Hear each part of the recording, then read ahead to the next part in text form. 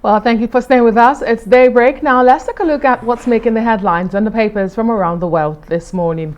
We'll begin with this day. It's leading with the Nigerian military deploying helicopter gunships against bandits in Kaduna. It says they decimated 50 riders this morning. That follows that story. El Rufai, who's the governor of Kaduna State, to troops, let's sustain momentum, says more bandits must be brought to bitter end.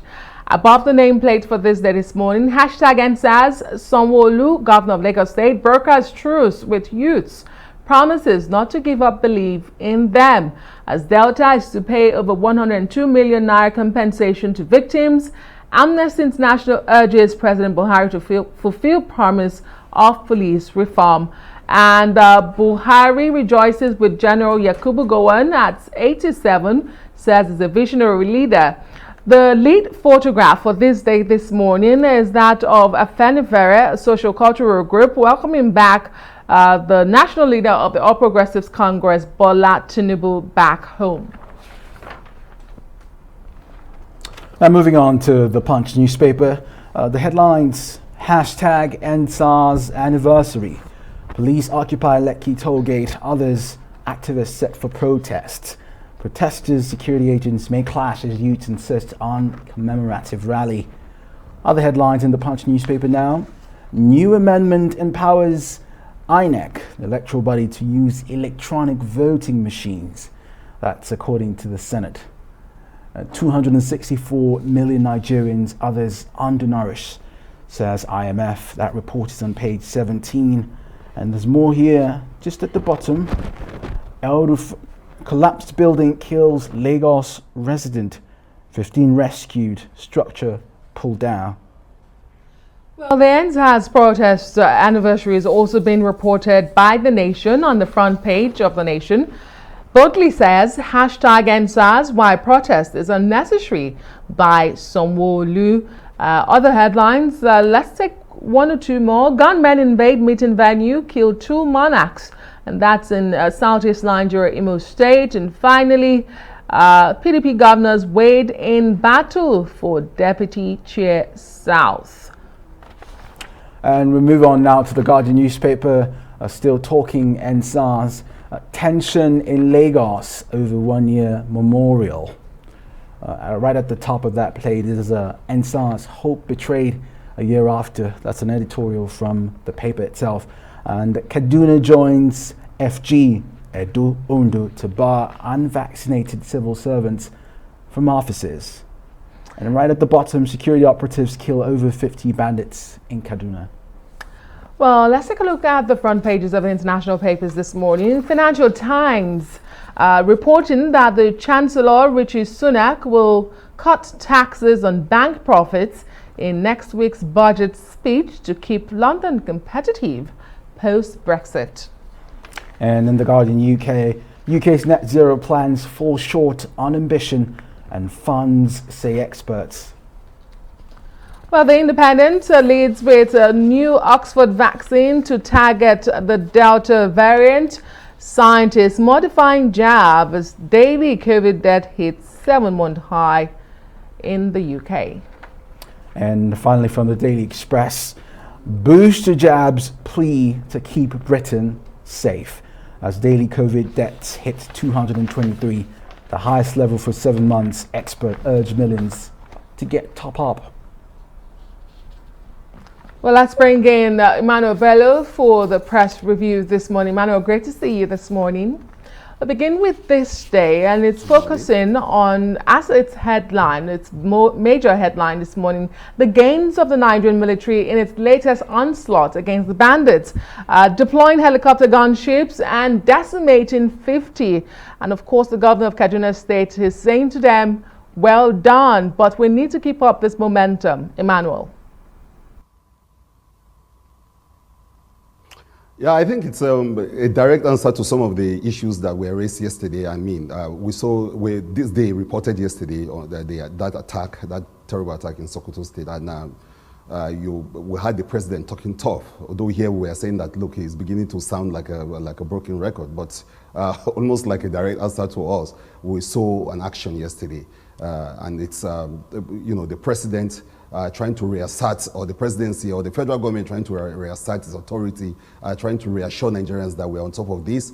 And they started this when the president said that he's going to spend a lot of the budget of the budget on defense spending, and so you see him following it up effectively with an action. There are Nigerians today who wake up this morning and say, okay, well, finally we're seeing something. Though this is not the first time we're seeing such concerted effort, but the momentum has peaked. El-Rufai encouraging the troop. The presidency also, unveiling new plans, talking about the jets they got and all of that. Trying to re-inject or inject some kind of confidences back into in the country. For a lot of people, seeing the stories yesterday, many people are losing hope that the presidency or the federal government is not getting it. But with this is a tough action. This is trying to walk the talk. This is trying to bring some form of confidences in what the military can do. Is this going to really help? Is this going to be far-reaching? Will there be sustained, as the governor of Kaduna State actually called for it? We're going to see all of that. The military already asking for permission to be able to use those jets. So we're going to be following the story.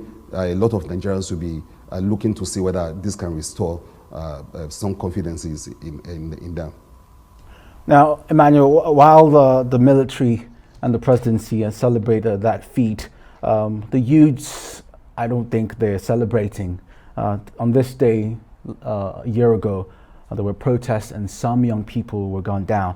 The hashtag #EndSARS protests. The governor of Lagos State says he's brokered a truce with youths and promises not to give up his belief in them.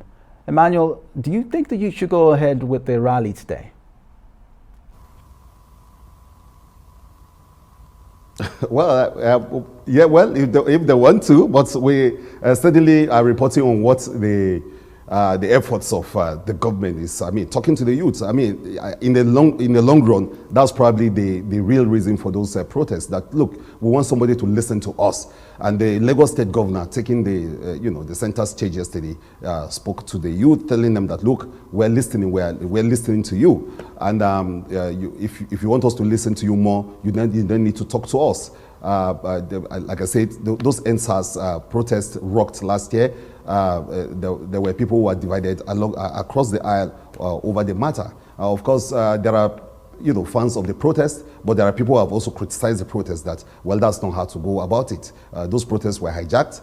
Those protests became a problem to so many other people. But the issues raised by those protests, the paper is reporting that hopes are still dashed. There is issues raised beyond the fights, beyond the streets, wars, and all of that. Those issues are still here with us. And so the Lagos State government is addressing the youth, telling them that, look, I hear you, I feel your worries, your concerns, and that we're going to do something about it. If these protests were actually aimed at getting attention, I think the Lagos State governor is trying to provide that kind of attention. And we have a report here the other day where the FG was saying that it's lost a lot through those protests. They don't want to see those protests rock the cities again. Some people will agree that, yes, what started like a very good protest ended up being almost self-defeating, and with young people taking the lead in causing a lot of other damages. So there are people who say no to this protest. There are people who say it's the right of the young people to protest. But the Lagos State governor telling the youth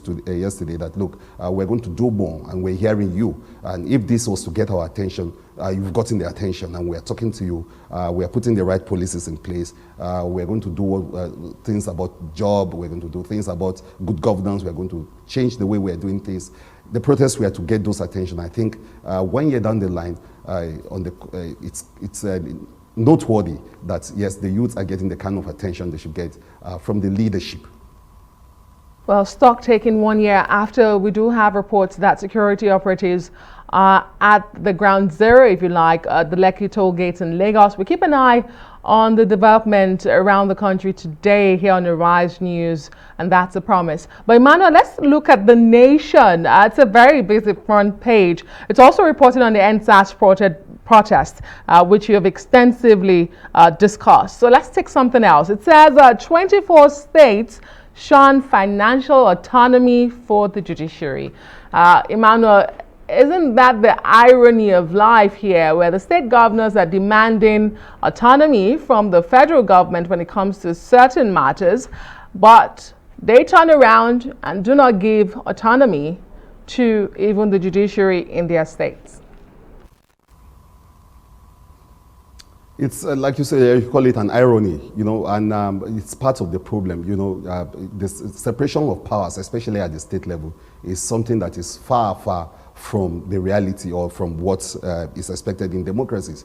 And the judiciary ought to be very, very independent, even at the state level. But you have these states where the governors or the government are able to actually get judgments that they want and actually use the judiciary in the way that they are not supposed to. So it's not strange that they're actually rejecting that.